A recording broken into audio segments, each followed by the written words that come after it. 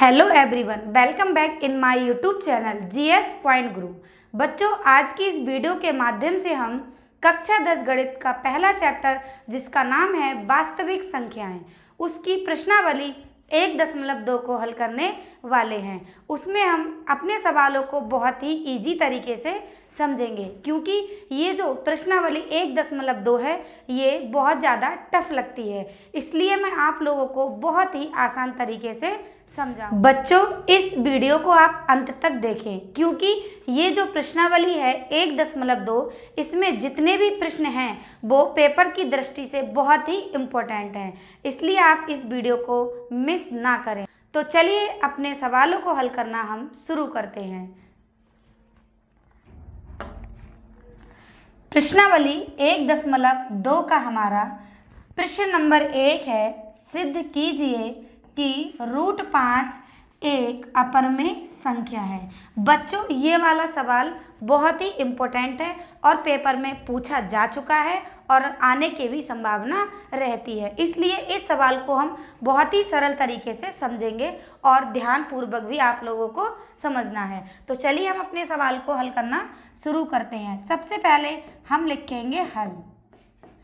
अब हमें यहाँ पे अपरिमेय संख्या दिया है, तो ऐसे सवाल में हम क्या करेंगे, हम जितने भी अपरिमेय संख्या वाले सवाल हैं उनमें हम विपरीत मान लेंगे। हमें यहाँ पे अपरिमेय दिया है तो हम क्या मान लेंगे, परिमेय। तो हम यहाँ लिखेंगे माना √5 एक परिमेय संख्या है। जब कोई भी संख्या परिमेय संख्या होगी तो वो हमारी क्या होगी, P/Q के रूप की होगी। तब हम यहाँ लिख लेंगे, तब √5 बराबर P/Q। अब यहाँ हम लिख देंगे ब्रैकेट में, जहाँ Q जो है वो 0 के बराबर नहीं है। मतलब जो Q का मान होता है वो कभी भी 0 नहीं होता है। P का मान तो हम 0 ले सकते हैं। तो यहाँ और लिख देंगे हम, और P/Q सह अभाज्य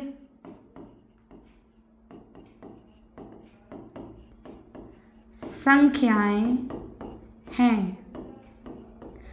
जब ये सहअभाज्य संख्याएं हैं तो इनका जो HCF होगा वो हमारा होगा कितना, 1, क्योंकि सहअभाज्य संख्याएं वो होती हैं जिनका HCF कितना होता है, 1 होता है। तो अब हम यहाँ पर ये ब्रैकेट का चिन्ह लगा देंगे। अब हम क्या करेंगे, अब हम इस Q को ले जाएंगे इधर, तो √5 और Q पहुँच जाएगा किसमें, गुणा में, और बराबर में हमारा बचेगा P। तो इसको हम सही से लिख लेंगे, P बराबर √5Q। अब हम इसका रूट हटाने के लिए दोनों तरफ कर लेंगे वर्ग। तो हम यहाँ लिखेंगे दोनों पक्षों में वर्ग करने पर। अब यहाँ पे जब हम P का वर्ग करेंगे तो हो जाएगा P² बराबर, और जब हम √5Q का क्या करेंगे, स्क्वायर करेंगे, तो √5 का स्क्वायर हो जाएगा 5 और Q का स्क्वायर हो जाएगा Q²। तो यहाँ हो जाएगा 5Q²। अब हम क्या करेंगे, अब हम इस 5 को ले आएंगे इसके बटे में, तो हो जाएगा हमारा P²/5 बराबर Q²। इसको हम सही से लिख लेंगे, Q² बराबर P²/5। हमने यहाँ पर क्या देखा कि जो P² है वो हमारा 5 से विभाजित है। विभाजित क्यों है, क्योंकि P² के बटे में है 5। कभी भी किसी भी संख्या के बटे में हमें कोई संख्या देते हैं तो इसका मतलब ये होता है कि नीचे वाली संख्या से ऊपर वाली संख्या क्या है, विभाज्य है। मतलब यहाँ पे है 3/5, तो जब हम 5 से 3 को क्या करेंगे, विभाज्य करेंगे। तो इसका मतलब यही है कि जो p स्क्वायर है वो 5 से विभाजित है। तो हम यहाँ लिख लेंगे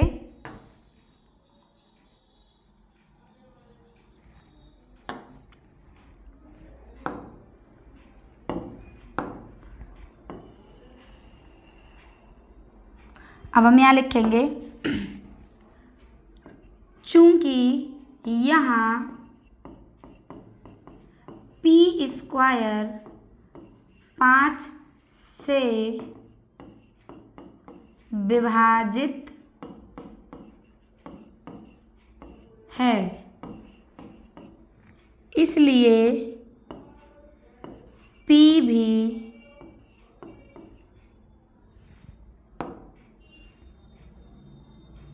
5 से विभाजित होगा। यहाँ पे ये मतलब है, जैसे अभी यहाँ पे p स्क्वायर बटे 5 था, तो यहाँ पे ये था कि जो p स्क्वायर है वो 5 से विभाजित है। अब यदि हम p बटे 5 ले लें तो क्या 5 से p विभाजित नहीं होगा। तो यहाँ पे यही मतलब है कि यहाँ पे हमने देखा कि p स्क्वायर बटे 5 है, क्या था कि p स्क्वायर 5 से विभाजित है, तो इसलिए हमारा p भी 5 से विभाजित होगा। हम इसको यहाँ से कर देते हैं रफ, इससे आगे का करते हैं। अब हम यहाँ क्या करेंगे, अब हम यहाँ पर पुनः मान लेंगे, लिखेंगे पुनः माना p बराबर 5c। क्या मान लेंगे, p बराबर 5c को हम मान लेंगे। हम इसको मान लेते हैं यहाँ पर समीकरण 1। अब ये जो p का मान है वो हम रख देंगे समीकरण 1 में। तो हम यहाँ लिखेंगे p का मान समीकरण 1 में रखने पर, तो समीकरण 1 है हमारी q स्क्वायर बराबर p स्क्वायर बटे 5। तो q स्क्वायर ऐसे ही रहेगा बराबर p स्क्वायर की जगह हम रख देंगे 5c। यहाँ पे स्क्वायर है तो यहाँ स्क्वायर चढ़ा देंगे और बटे में हो जाएगा 5। तो अब क्या होगा, अब q स्क्वायर ऐसे ही रहेगा बराबर 5 का स्क्वायर करेंगे तो हो जाएगा 25 c स्क्वायर बटे में 5 से जब हम 25 को काटेंगे तो हो जाएगा 5 25। तो हमारा हो जाएगा q स्क्वायर बराबर 5c का स्क्वायर। अब हम क्या करेंगे, c स्क्वायर को हम इधर ही रहने देंगे और हम q स्क्वायर के बटे में ले जाएंगे 5 के लिए। तो अब हम आगे का सवाल कर लेंगे अपना। इधर हमारा आ गया c स्क्वायर बराबर q स्क्वायर बटे 5। हमने यहाँ पर देखा था कि हमारा आया था q स्क्वायर बराबर p स्क्वायर बटे 5। तो यहाँ पे ये था कि 5 से p स्क्वायर विभाजित है। जब यहाँ पर 5 से p स्क्वायर विभाजित है तो यहाँ पर भी तो होगा q स्क्वायर किससे, 5 से विभाजित। तो हम यहाँ लिख देंगे चूंकि q स्क्वायर 5 से विभाजित है, इसलिए q भी 5 से विभाजित होगा। हमने क्या किया, p और q दोनों को विभाजित कर लिया। अब हम यहाँ लिख देंगे क्या कि समीकरण, इसको हम मान लेंगे समीकरण 2। अब हम यहाँ लिख देंगे समीकरण 1 व 2 से क्या था कि जो HCF है वो 1 के बराबर नहीं है, क्योंकि यहाँ पे भी 5 आया और यहाँ पे भी 5 आया। तो यहाँ पे जो HCF है वो 1 के बराबर नहीं आया, इसलिए हम लिख देंगे अतः हमारी कल्पना गलत है। इससे सिद्ध होता है कि √5 एक अपरिमेय संख्या है। यदि हमारा HCF 1 आता तो ये परमेय संख्या कहलाती, पर हमने देखा कि जो हमारा HCF है वो 1 के बराबर नहीं है, इसलिए जो हमने माना था यहाँ पर कि √5 एक परमेय संख्या है वो हमारी कल्पना गलत हो गई, इसलिए हमने यहाँ लिख दिया अतः हमारी कल्पना गलत है। इससे सिद्ध होता है कि √5 एक अपरमेय संख्या है। आई होप आपको ये सवाल बहुत अच्छे से समझ में आ गया होगा। अब हम करते हैं इसका अगला प्रश्न। प्रश्न नंबर 2 है, सिद्ध कीजिए कि 3 + 2√5 एक अपरमेय संख्या है। इसमें भी हम इसको विपरीत मान लेंगे, तो हम यहाँ लिखेंगे सबसे पहले हल में लिखेंगे माना 3 + 2√5 एक परिमेय संख्या है।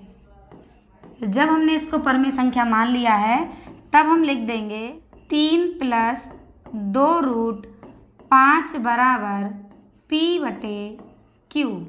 अब हम यहाँ लिख देंगे केवल जहाँ Q ≠ 0। अब हम क्या करेंगे, अब हम इस 3 को भेज देंगे यहाँ पे किसमें, माइनस में, तो यहाँ हो जाएगा 2√5 बराबर P/Q। ये इधर प्लस का है, इधर आके हो जाएगा माइनस का 3। हम यहाँ लिखेंगे 2√5 बराबर P माइनस Q की 3 से करेंगे तो हो जाएगा 3Q और बटे में Q। अब इस 2 को हम ले आएंगे इसके बटे में तो हो जाएगा √5 बराबर P माइनस 3Q बटे 2Q। हमने यहाँ पर देख लिया कि जो √5 है वो तो अपरमेय संख्या है और जो P माइनस 3Q बटे 2Q है वो हमारी परमेय संख्या है। तो कभी भी अपरमेय संख्या परमेय संख्या के बराबर नहीं हो सकती, तो हम यहाँ लिख देंगे अपरमेय संख्या बराबर नहीं हो सकती परिमेय संख्या के। तो हम यहाँ लिख देंगे अपरमेय संख्या बराबर नहीं है परमेय संख्या के।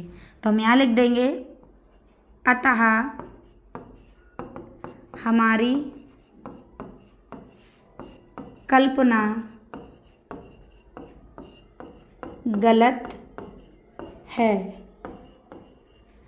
इससे सिद्ध होता है कि 3 + 2√5 एक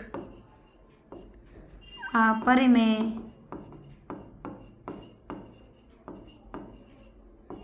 संख्या है, क्योंकि जो √5 था वो अपरमेय है और P माइनस 3Q बटे 2Q है वो हमारी परमेय संख्या है। तो आपको ऐसे सवाल में क्या ध्यान रखना है, आपको ये ध्यान रखना है कि कभी भी अपरमेय संख्या परमेय संख्या के बराबर नहीं होगी। तो आपको कुछ नहीं करना है, अपरमेय बराबर परमेय कर लोगे तो वहीं पे इस सवाल का आंसर हो जाएगा बस। उम्मीद करती हूँ ये वाला सवाल भी आप लोगों को समझ में आ गया होगा। इसी प्रकार अब हम करते हैं अपना अगला प्रश्न। इस प्रश्न को करने से पहले मैं आप लोगों से एक रिक्वेस्ट करती हूँ, यदि आपने अभी तक हमारे चैनल को सब्सक्राइब नहीं किया है तो जल्दी से सब्सक्राइब कर लीजिए और साथ ही साथ इस वीडियो को लाइक एंड शेयर कीजिए। शेयर आपको उन बच्चों में करना है जो इस वर्ष क्लास 10th में हैं और आपके बहुत ही अच्छे मित्र हैं। तो चलिए करते हैं अब हम अपना सवाल। तो हमारा प्रश्न नंबर 3 है, सिद्ध कीजिए कि निम्नलिखित संख्याएं अपरमेय हैं। इसमें हमें 3 सवाल दिए हैं, हम एक एक करके इन तीनों सवालों को हल करेंगे। तो सबसे पहले हम अपना सवाल हल करेंगे 1/√2। तो चलिए इसको हम हल करते हैं। तो हम यहाँ पे लिख लेंगे हल में, माना 1/√2 एक परिमेय संख्या है। और जब हमने इसको परिमेय संख्या माना है तब हम लिख देंगे 1/√2 बराबर p/q, और यहाँ लिख देंगे q नॉट इक्वल 0, क्योंकि q कभी भी 0 नहीं हो सकता। अब हम यहाँ पर क्या कर लेंगे, हम अंकों को पलट लेंगे। तो हम यहाँ लिख देंगे अंकों को पलटने पर, तो हमारा यहाँ पे 1/√2 है। जब इसको पलटेंगे तो √2 ऊपर पहुँच जाएगा और 1 हमारा आ जाएगा बटे में, बराबर। इसी तरह यहाँ करेंगे तो ये हो जाएगा q/p। किसी भी संख्या के बटे में 1 होता है तो उसको हम नहीं लिखते हैं, तो हो जाएगा √2 बराबर q/p। हमने यहाँ पर भी देख लिया कि √2 हमारी अपरिमेय संख्या है और q/p हमारी क्या है, परिमेय संख्या है। कभी भी आपको कोई भी संख्या बटे में दी है तो वो हमारी होगी परिमेय संख्या। तो यहाँ पर है q/p, क्या दिया है, बटे में दी है, तो ये हमारी है परिमेय संख्या। तो हम यहाँ लिख देंगे अपरिमेय संख्या बराबर नहीं होती है किसके, परिमेय संख्या के। कभी भी अपरिमेय और परिमेय संख्या बराबर नहीं हो सकती। तो हम यहाँ लिखेंगे अतः हमारी कल्पना गलत है। इससे सिद्ध होता है कि 1/√2 अपरिमेय संख्या है। इसी प्रकार अब हम कर लेते हैं अपना दूसरा सवाल। दूसरा सवाल है हमारा 7√5। इसको भी हमें अपरिमेय संख्या सिद्ध करना है। तो इसमें भी हम सबसे पहले मान लेंगे, माना 7√5 एक परिमेय संख्या है। तब हो जाएगा 7√5 बराबर p/q। अब हम इस 7 को भेज देंगे q के पास, तो हो जाएगा √5 बराबर p/7q। क्योंकि यहाँ पे जो 7 है वो गुणा में है, इसलिए बराबर में जाएगा तो हो जाएगा बटे में। अब हमने यहाँ पर भी देख लिया कि जो √5 है वो हमारी अपरिमेय संख्या है और p/7q है वो हमारी परिमेय संख्या है। तो सेम बात हम यहाँ लिख देंगे पिछले सवाल की तरह कि अपरिमेय संख्या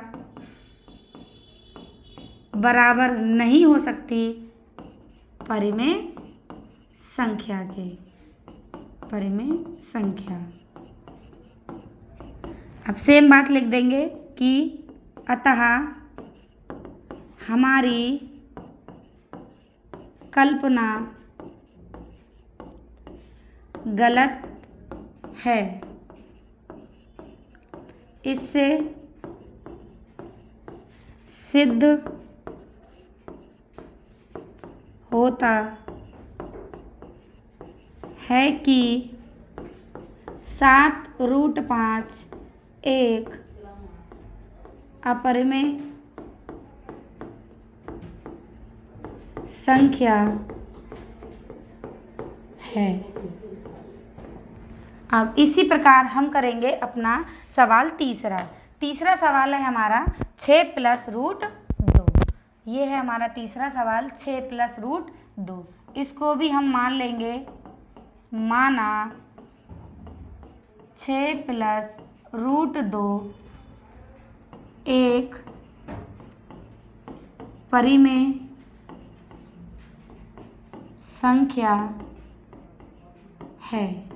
जब ये परिमेय संख्या है तब हम लिख लेंगे 6 प्लस रूट 2 बराबर P बटे Q। अब यहाँ पे हम देख रहे हैं कि जो 6 है वो है हमारा प्लस में, तो इधर जब हम इसको लेके जाएंगे तो ये हो जाएगा माइनस में। तो यहाँ लिखेंगे रूट 2 बराबर P बटे Q और माइनस का 6। तो यहाँ हो जाएगा रूट 2 बराबर, इसके नीचे हम 1 मान लेते हैं, तो जब P की 1 से करेंगे P माइनस 6 की Q से करेंगे 6Q बटे Q एकम Q। तो हमने इस सवाल में भी देख लिया कि जो रूट 2 है वो हमारी अपरमेय संख्या है और P माइनस 6Q बटे Q क्या है, एक परमेय संख्या है। तो हम यहाँ लिख लेंगे अपरमेय संख्या बराबर नहीं होती है किसके, परिमेय संख्या के। बस आपको एक चीज़ ही ध्यान रखनी है कि हमें यदि अपरमेय बराबर परमेय मिल गया तो कभी भी अपरमेय संख्या परमेय संख्या के बराबर नहीं होगी। तो अब हम लिखेंगे यहाँ पे अतः हमारी कल्पना गलत है। हमारी कौन सी कल्पना गलत है? हमने माना था कि 6 प्लस रूट 2 एक परमेय संख्या है, पर जब हमने इसको हल किया तो हमें मिला कि जो रूट 2 है वो अपरमेय और जो ये वाली संख्या है वो हमारी क्या है, परमेय संख्या है। तो हमने यहाँ पर देख लिया कि अपरमेय संख्या बराबर नहीं है किसके, परमेय संख्या के। तो हमने लिख दिया अतः हमारी कल्पना गलत है। अब हम लिख देंगे इससे सिद्ध होता है कि 6 प्लस रूट 2 एक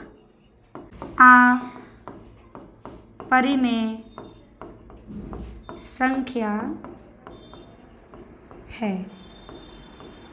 यहीं पर जो हमारी प्रश्नावली है 1.2 उसके सारे सवाल यहाँ पर ख़त्म हो जाते हैं। तो यदि आपने अभी तक एक काम नहीं किया है तो उसको आप जल्दी से कर लीजिए। सबसे पहले आप हमारे चैनल को सब्सक्राइब कर लीजिए, वीडियो को लाइक कर दीजिए और साथ ही साथ वीडियो को शेयर कीजिए। तो चलिए मिलते हैं नए वीडियो में नई प्रश्नावली के साथ।